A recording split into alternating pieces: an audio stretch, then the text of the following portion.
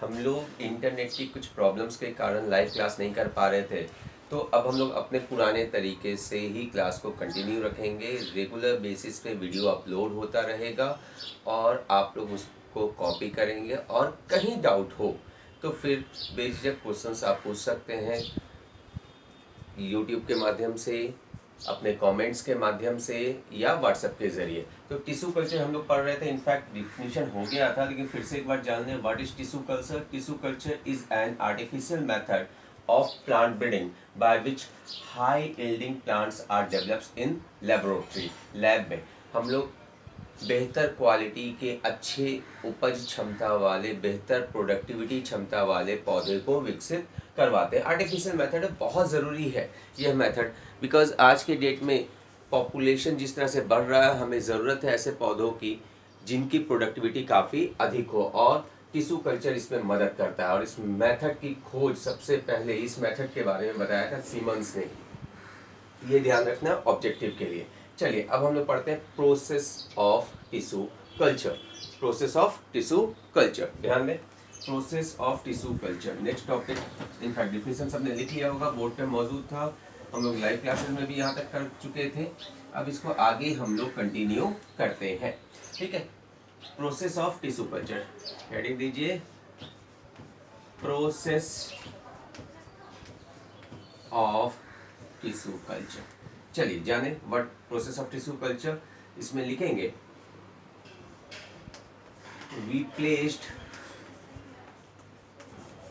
A small segment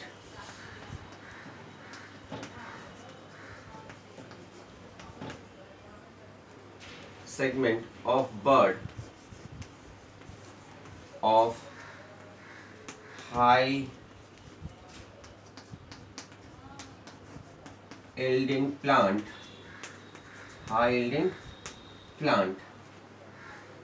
in culture medium, और हम लोग कल्चर मीडियम के बारे में माइक्रो प्रोपोगेशन में भी पढ़े हुए हैं कि कल्चर मीडियम जो है एक गाढ़ा घोल है जिसमें पोषक तत्व पाए जाते हैं। और हम लोगों ने पढ़ा था कि माइक्रो प्रोपोगेशन के तहत, सूक्ष्म परिवर्धन के तहत, रिप्रोडक्शन के पहले चैप्टर में, कि सूक्ष्म जीव बैक्टीरिया के डेवलपमेंट के लिए हम लोग ये मेथड अपनाते हैं।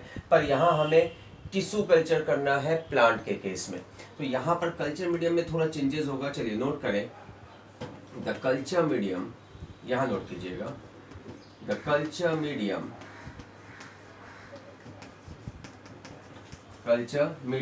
Is a gel like fluid which contain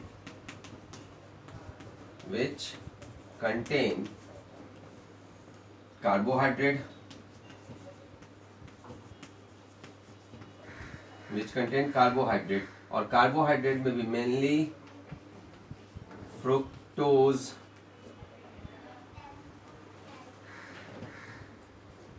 sucrose, protein, vitamins, minerals, and most important substance, that is साइटोकाइनेन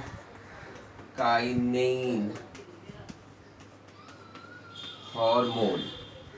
ये सारी चीज़ होती हैं इस कल्चर मीडियम में। यहाँ ध्यान देना है आपको, cytokinin hormone is a plant hormone which help in growth, ठीक है। साइटोकाइनिन बेसिकली ऑक्सिन को ग्रोथ हार्मोन माना जाता है, और साइटोकाइनिन इस काम में मदद करता है। तो ये साइटोकाइनिन ग्रोथ रेगुलेटर है, जिसके कारण सेल का डिवीज़न तेजी से होता है।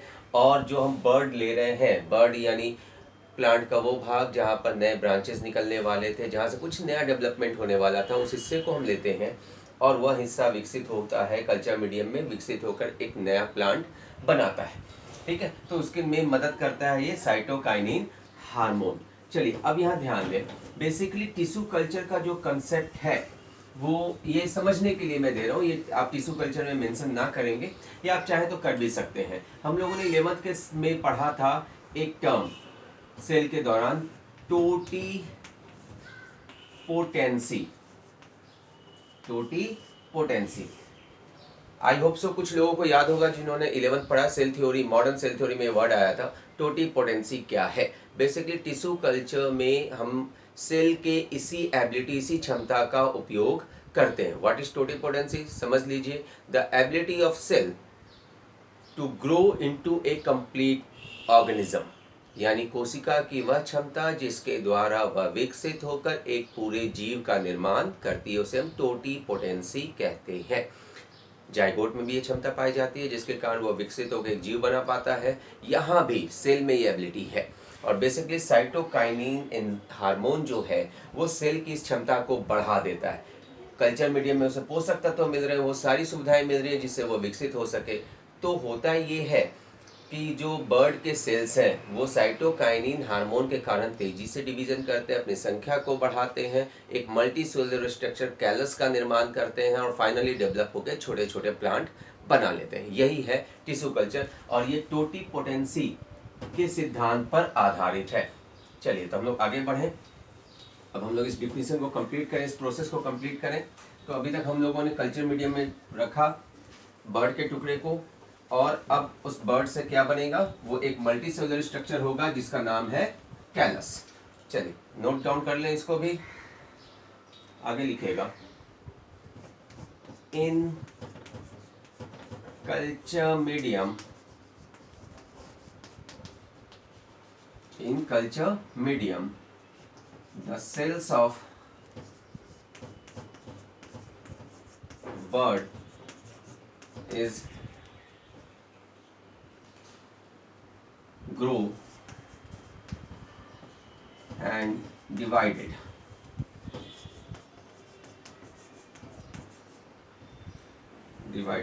and form a multicellular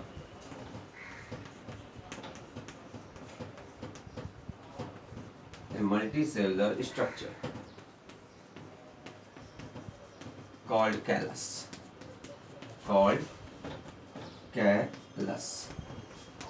This callus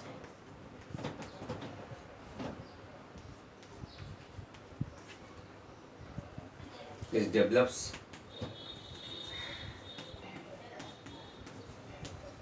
into new plant. Now we place this plant into soil where it grows into a well developed plant and start production.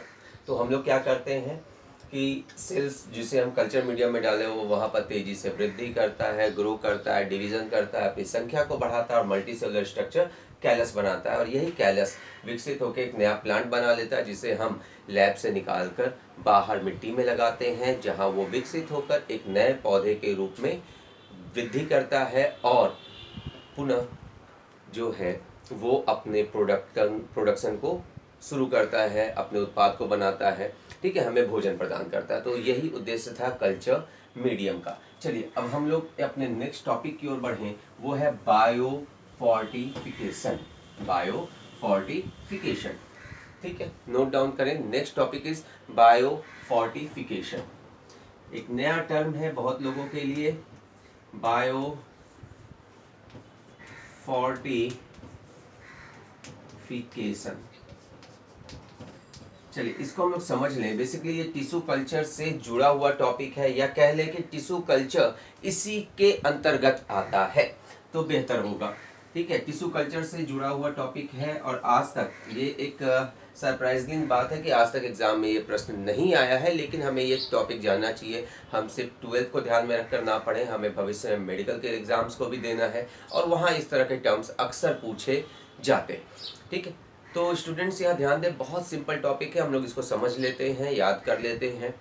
Populations आप देख रहे हैं डे बाय डे बहुत तेज़ी से बढ़ रहा है और हमारे एग्रीकल्चर लैंड धीरे धीरे कम होते जा रहे हैं। बट जिस तरह से पॉपुलेशन बढ़ रहा है हमारे फूड्स की रिक्वायरमेंट भी बढ़ रही है। एग्रीकल्चर लैंड कम हो रहा है तो ये एक समस्या हो जा रही है कि हमारे पास खेती के लिए जगह तो कम है पर हमारी जो फूड्स की रिक्वायरमेंट है वो काफ़ी अधिक है। इन डैट केस हमें कुछ ऐसा चाहिए ताकि हम कम जगह पे ज़्यादा से ज़्यादा फूड का प्रोडक्शन कर सकें। और यही है बायो फोर्टिफिकेशन। यानी हमें ऐसे क्रॉप्स विकसित करने होंगे, ऐसे फसलें विकसित करनी होंगी, ठीक है, जिनसे काफ़ी मात्रा में, अत्यधिक मात्रा में, अधिक पोषक तत्व से भरे हुए अनाज प्राप्त हो सके। ठीक है, ऐसी पौधों को प्राप्त करने या विकसित करने की प्रक्रिया ही बायो फोर्टिफिकेशन कहलाती है। ठीक है, ध्यान रखना है। बायो फोर्टिफिकेशन क्या है? वह प्रक्रिया, वह तकनीक जिसके द्वारा हम ऐसे पौधे विकसित करते हैं जिनकी उत्पादन क्षमता अधिक हो और जिनके उत्पादन में, जिनके फसलों में, अनाज में पोषक तत्व भी, मुख्य रूप से प्रोटीन, विटामिन्स, मिनरल्स, फैट इत्यादि अधिक मात्रा में पाए जाएं। ऐसे पौधों को विकसित करने की प्रक्रिया बायो फोर्टिफिकेशन कहलाती है। ये बात आपको बिल्कुल याद रखना है। चलिए नोट डाउन कर लें, लिखिएगा। The process of development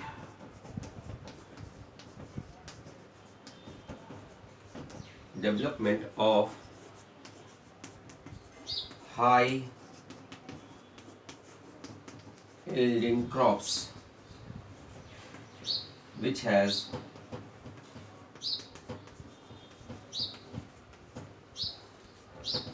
high nutritional value also is called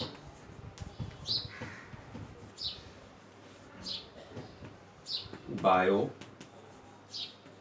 fortification. Is called bio fortification. ठीक है, वह प्रक्रिया जिसके द्वारा हम ऐसे पौधे विकसित करते हैं जिनकी उपज क्षमता अधिक हो एवं जिसकी पोषक क्षमता भी अधिक हो, उत्पादन भी ज़्यादा हो, और जो उत्पादन हमें मिल रहा है अनाज के रूप में, खाद्य पदार्थ के रूप में, उसमें पोषक तत्व भी अधिक हो। तो ऐसे पौधों को विकसित करने की प्रक्रिया ही बायो फोर्टिफिकेशन कहलाती है। ठीक है, it is done by two methods. Done by two method.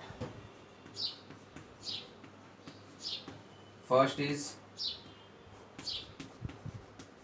plant breeding.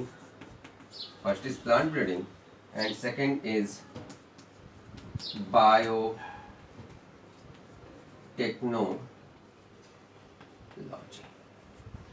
Plant breeding का एग्जांपल अभी हम लोग समझे, टिश्यू कल्चर के द्वारा हम विकसित कर सकते हैं। Tissue culture is the process of plant breeding. या फिर हम लोगों ने पढ़ा था एसेक्सुअल रिप्रोडक्शन में जो हम लोग लेयरिंग का मेथड यूज करते हैं, चाहे वो एरियल हो या अंडरग्राउंड लेयरिंग हो, ये सभी। या फिर हम लोगों ने पढ़ा था आम के केस में ग्राफ्टिंग, ठीक है, कलम लगाना, ये सब प्लांट ब्रीडिंग के ही टेक्निक्स है। तो या तो हम प्लांट ब्रीडिंग टेक्निक यूज करें या बायोटेक्नोलॉजी। और बायोटेक्नोलॉजी पूरा एक यूनिट है जो हमें पढ़ना है, जिसके में हम लोग सेल के, प्लांट के सेल के डीएनए में कुछ चेंजेस लाकर, उसके जीनोम में परिवर्तन लाकर उसकी प्रोडक्टिविटी को, उसकी क्षमता को और बेहतर बनाते हैं। तो ये पूरा टेक्निक आप आगे यूनिट 4 में पढ़ेंगे। तो that one is bio fortification. तो यूनिट 3 का हम लोगों ने मैक्सिमम टॉपिक कर लिया है। अब इसमें बचा हुआ है डेयरी प्रोडक्ट फार्मिंग, यानी पशुपालन से संबंधित चीज़ें, जिसमें डेयरी फार्मिंग पढ़ना है, पोल्ट्री पढ़ना है, और मधुमक्खी पालन पढ़ना है, मछली पालन पढ़ना है। तो ये सारी चीज़ें बची हुई जो बहुत ही आसान टॉपिक है, और इन छोटे छोटे टॉपिक को हम लोग क्लास में डिस्कस करेंगे। सो स्टूडेंट्स, हम लोगों ने यूनिट 3 कंप्लीट कर लिया है, सिवाय पोल्ट्री फिशरीज़ को छोड़ दें। ये टॉपिक हम लोग क्लास में करेंगे, मधुमक्खी पालन इत्यादि को। तो इन टॉपिक को हम लोग क्लास में करेंगे। तो कल से एक्चुअली छुट्टी है, हमें मौका मिला है, क्योंकि छुट्टियों के कारण, ये कोरोना प्रॉब्लम्स के कारण आपका जो सेशन है वो आगे बढ़ाया जाएगा, एग्जाम्स देर से होगी। तो हम इन छुट्टियों का फ़ायदा उठाते हैं और 11th के कुछ टॉपिक को कंप्लीट करते हैं, ताकि आप मेडिकल के लिए बेहतर तरीके से प्रिपेयर हो पाए। और कुछ ऐसे टॉपिक हैं जो मुझे प्लांट रिप्रोडक्शन पढ़ाने में भी मदद करेंगे। तो कल से हम लोग 11th का टॉपिक शुरू करेंगे, प्लांट मार्फोलॉजी। ठीक है, तो आप उसे सेपरेटली नोट करना शुरू कीजिएगा। तो आज के लिए इतना ही। Thank you.